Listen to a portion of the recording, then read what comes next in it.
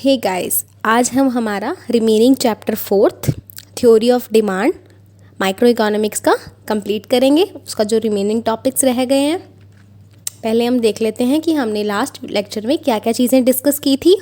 हमने देखा था मार्केट डिमांड फंक्शन।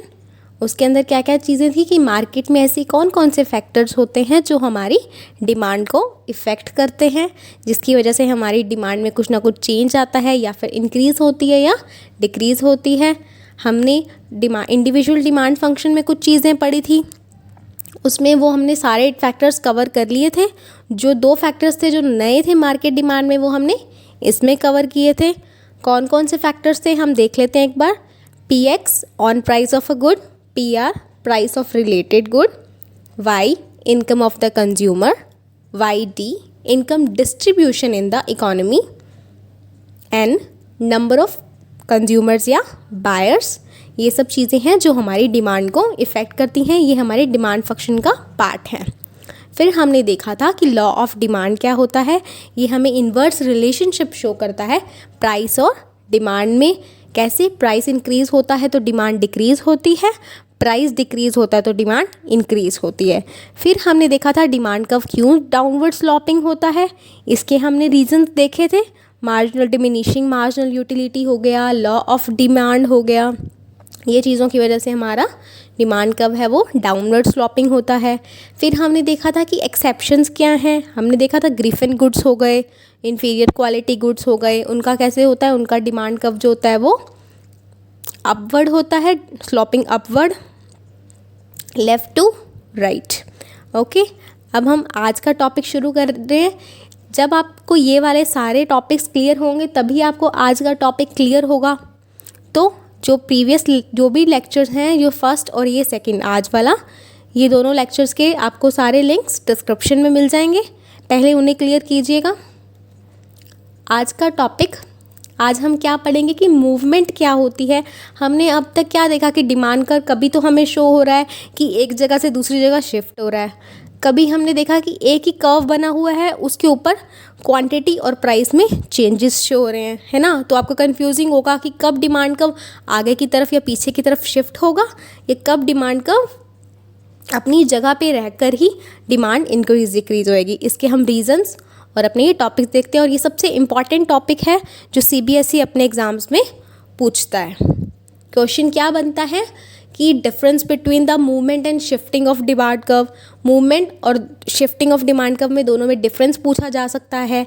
नहीं तो आपसे ये भी पूछा जा सकता है कि क्या इम्पैक्ट होगा अगर डिमांड कर्व फॉरवर्ड शिफ्ट होता है या डिमांड कर्व बैकवर्ड शिफ्ट होता है। एक्सटेंशन ऑफ डिमांड और इंक्रीज इन डिमांड में क्या डिफरेंसेस होते हैं। इस तरह के क्वेश्चंस आपसे पूछे जा सकते हैं। चलिए अपना कंसेप्ट क्लियर करते हैं। फर्स्ट हम स्टार्ट करेंगे movement along the demand curve. इसमें हमें 2 केसेस देखते हैं, एक्सटेंशन ऑफ डिमांड या एक्सपेंशन ऑफ डिमांड। ये किस वजह से होती है, इसका मतलब है एक्सटेंशन या एक्सपेंशन ऑफ डिमांड। डिमांड हमारी इंक्रीज हो रही है, क्यों, उसका रीज़न है ऑन प्राइस ऑफ कॉमोडिटी। मतलब हमारी खुद की जो हम कॉमोडिटी जो हम कंज्यूम करने जा रहे हैं उसका प्राइस कम हो रहा है, डिक्रीज़ हो रहा है। हमने लॉ ऑफ डिमांड पढ़ा है, क्या होता है उसके अंदर, अगर प्राइस कम होता है तो कोई भी रैशनल कंज्यूमर है वो क्या करेगा, उसकी परचेजिंग पावर बढ़ गई तो वो डिमांड अपनी इंक्रीज़ कर देगा। हमें अपने डायग्राम में शो हो रहा है, टेबल के थ्रू भी शो हो रहा है कि जब 5 रुपये था कॉमोडिटी का प्राइस, एक्स कॉमोडिटी एज्यूम कर लेते हैं, जब 5 रुपये था तो कंज्यूमर कितने यूनिट्स कंज्यूम कर रहा था, 1 यूनिट। जब प्राइस डिक्रीज़ होकर 1 रुपये हो गया तो कंज्यूमर ने अपनी जो डिमांड है वो इंक्रीज़ कर दी, क्वांटिटी डिमांड ने इंक्रीज़ हो गई, 5 रुपये कर दी उसने, अपनी डिमांड 1 से लेके 5 तक ले आया। आपको दिख रहा है टेबल के अंदर क्या है, वो डाउनवर्ड मूवमेंट कर रहा है, A to B। जब वो डाउनवर्ड मूवमेंट कर रहा है तो एक्सटेंशन ऑफ डिमांड या एक्सपेंशन ऑफ डिमांड। ठीक है।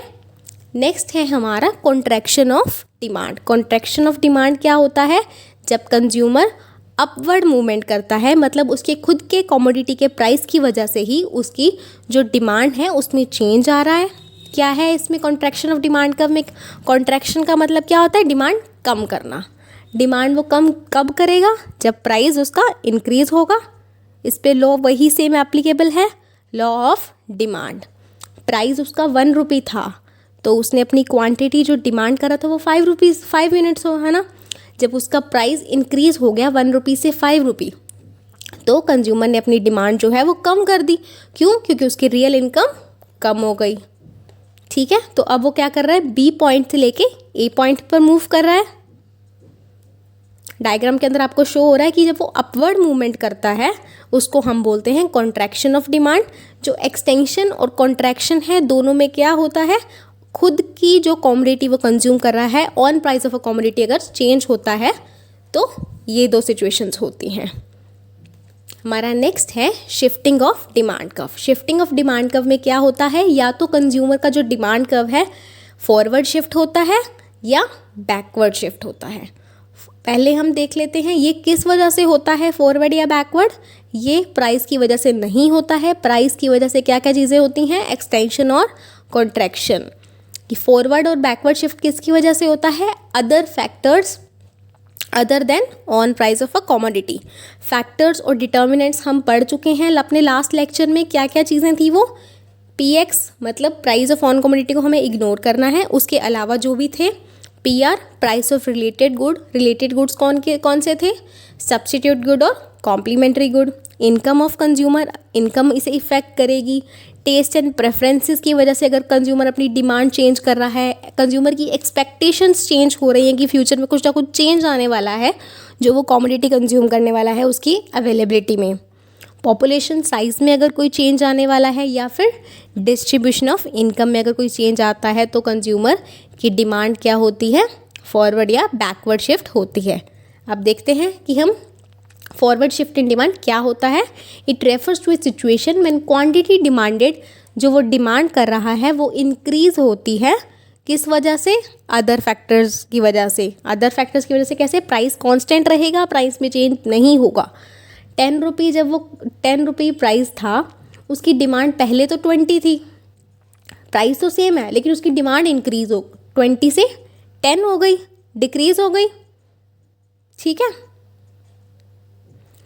अब उसकी डिमांड क्या है, कम हो चुकी है।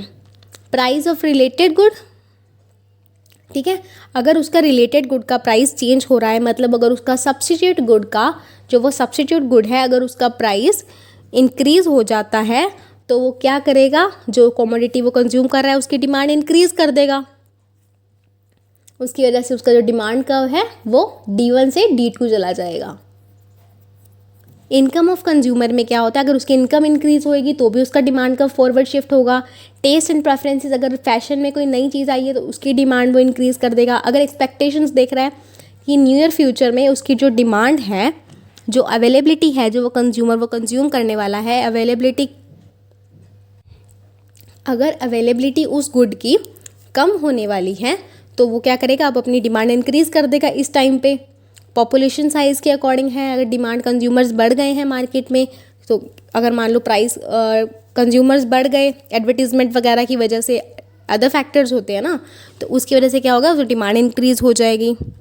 अब हम देखते हैं backward shift in demand curve. Backward shift में क्या होता है, वही सेम कि अदर फैक्टर्स की वजह से जो कंज्यूमर की क्वांटिटी डिमांडेड है वो कम हो जाती है, डिमांड कम हो जाती है अदर फैक्टर्स की वजह से, प्राइस की वजह से नहीं होता है। प्राइस कांस्टेंट रहता है। अब क्या था, क्वांटिटी पहले 30 थी, अब वो कितनी कंज्यूम कर रहा है, 20। उसके क्या क्या रीज़न हो सकते हैं, ये हो सकता है कि उसकी इनकम कम हो गई तो वो डिमांड कम कर देगा।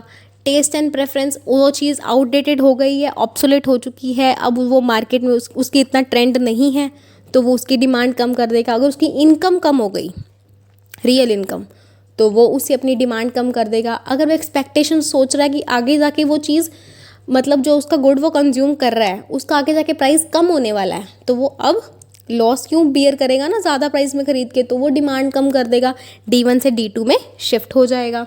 पॉपुलेशन साइज़ का भी सेम ही है।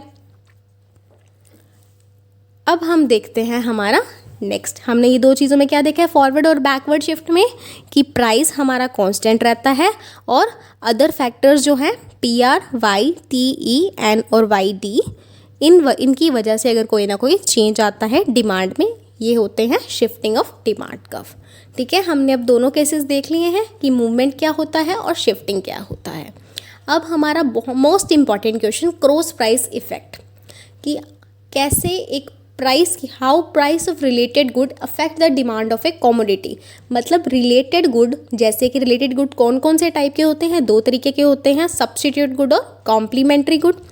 सब्स्टिट्यूट गुड क्या होता है, जिसकी वो अपनी गुड, जो एक गुड है वो दूसरी गुड की जगह ले सकता है, उसको सब्स्टिट्यूट कर सकता है। जैसे टी और कॉफ़ी, टी की जगह हम कॉफ़ी परचेज कर सकते हैं, वो सब्स्टिट्यूट गुड हैं एक दूसरे के। कॉम्प्लीमेंट्री गुड वो होते हैं जो एक दूसरे की डिमांड को कंप्लीट करते हैं, जैसे कार और पेट्रोल, पेन और इंक, ये एक दूसरे के क्या हैं, कॉम्प्लीमेंट्री गुड्स हैं। और हम पढ़ते हैं क्रॉस प्राइस इफेक्ट होता क्या है, effect of change in price of a related good. कोई भी रिलेटेड गुड की अगर मान लो प्राइस में चेंज आता है तो हमारी हम जो कमोडिटी कंज्यूम कर रहे हैं उसकी डिमांड में भी चेंज आएगा, रिलेटेड गुड के प्राइस में चेंज आने की वजह से। मतलब हमारा जो खुद की कमोडिटी जो हम कंज्यूम कर रहे हैं उसकी प्राइस कांस्टेंट रहेगा, रिलेटेड गुड के प्राइस में चेंज आएगा, उसकी वजह से हमारी डिमांड चेंज होएगी। इसे हम बोलते हैं क्रॉस प्राइस इफेक्ट। इसको हम 4 केसेस में डिवाइड करके पढ़ेंगे, increase in price of substitute good, decrease in price of substitute good, increase in price of complementary good and decrease in price of complementary good. चलिए एक एक करके समझते हैं। Increase in price of substitute good, इसके अंदर क्या होता है कि सब्स्टिट्यूट गुड है, हमने अज्यूम किया कि टी और कॉफ़ी एक सब्स्टिट्यूट गुड्स हैं। क्या होता है, टी का प्राइस, हम टी के मान लो हम टी कंज्यूम कर रहे हैं इस टाइम पे, रिसेंटली हम टी कंज्यूम कर रहे हैं, टी का प्राइस कांस्टेंट है, टी के प्राइस में कोई चेंजेस नहीं है। हमने देख लिया P1 क्या है डायग्राम में, कांस्टेंट है, सीधी वर्टिकल लाइन है। प्राइस ऑफ कॉफ़ी क्या है, इंक्रीज़ हो रहा है। अगर प्राइस ऑफ कॉफ़ी इंक्रीज़ होगा तो क्या होगा, जो कंज्यूमर्स कॉफ़ी को कंज्यूम कर रहे होंगे वो अब उसे कंज्यूम नहीं करेंगे, वो अपनी डिमांड कम कर देंगे, तो वो किसकी तरफ शिफ्ट करेंगे, टी की तरफ, वो टी कंज्यूम करने लग जाएंगे। तो ऑटोमेटिकली क्या होगा, टी की डिमांड इंक्रीज़ हो जाएगी, ए से बी की तरफ शिफ्ट हो जाएगी, मतलब D1 से D2। कौन सा डिमांड कर्व, अपना नया डिमांड कर्व कौन सा है, D2। मतलब हम लोग कौन सा, जो हम गुड कंज्यूम कर रहे हैं हम उसका डिमांड कर्व बनाएंगे, D1 से लेके D2 तक कंज्यूमर पहुंच जाएगा। इसको हम forward shifting of demand curve बोलेंगे। हमने वो चीज़ देख चुके हैं कि अदर फैक्टर्स की वजह से अगर कोई भी चेंज आता है डिमांड में, on price of the commodity same है, टी का प्राइस सेम है, अदर फैक्टर्स की वजह से अगर कोई चेंज आता है तो हम उसको क्या बोलते हैं, शिफ्टिंग ऑफ डिमांड कर्व। तो ये हमारा किसका एग्जाम्पल हो गया, forward shifting of demand curve का। सेकेंड है decrease in price of substitute goods. वही सब्स्टिट्यूट गुड्स सेम है, टी और कॉफ़ी। अगर टी का प्राइस सेम है, कांस्टेंट है, प्राइस मान लो कॉफ़ी का कम हो जाता है, डिक्रीज़ हो जाता है।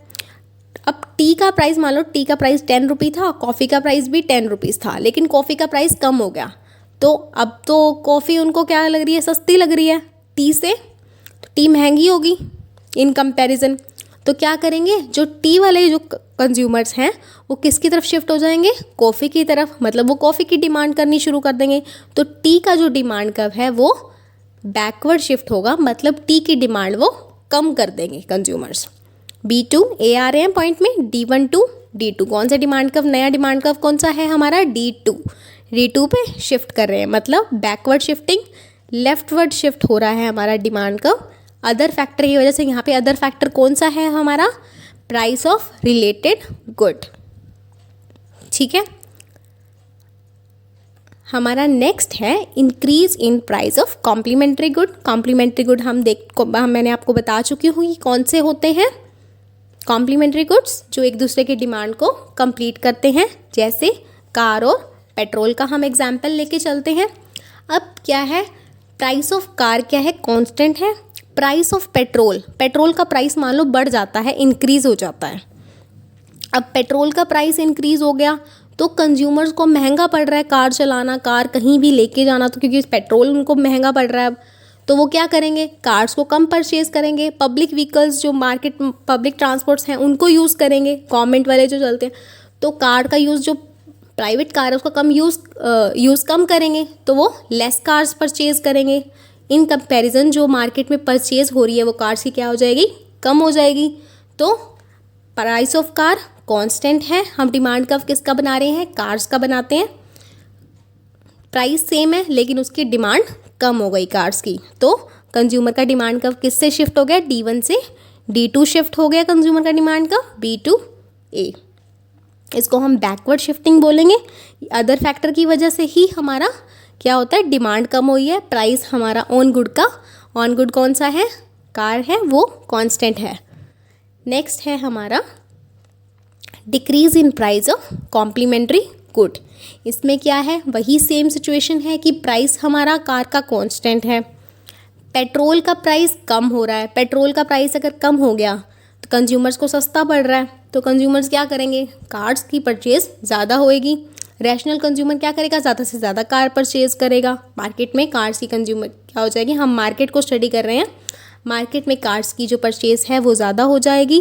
प्राइस ऑफ कार कांस्टेंट है, डिमांड क्या होगी, अब इसमें क्या हुआ, कार्स की डिमांड इंक्रीज़ हो गई ना, तो हम कार्स का ही डिमांड कब बना रहे हैं, तो कार्स की डिमांड D1 से D2 चली गई। प्राइस कांस्टेंट है कार्स का, क्या है, सब हमारे कॉम्प्लीमेंट्री गुड, मान लो पेट्रोल का प्राइस डिक्रीज़ हुआ है तो हमारी डिमांड कार्स की क्या हो गई, इंक्रीज़ हो गई। ये इसका रिजल्ट है, ए से बी की तरफ मूव किया कंज्यूमर, D1 से D2। हमारा नया डिमांड कब कौन सा है, D2। अब कंज्यूमर कितनी मतलब कार्स परचेज कर रहा है, Q1। इसमें हम क्या देखा हमने, फॉरवर्ड शिफ्टिंग ऑफ डिमांड का कौन सा फैक्टर इसे इफेक्ट किया है, अदर फैक्टर इसे इफेक्ट किया है, कौन सा फैक्टर है वो देख चुके हैं हम, price of related good. Related good कौन सा, complementary good. Okay, I hope कि आपको ये समझ में आ चुका होगा। Thank you for watching, please like share and subscribe.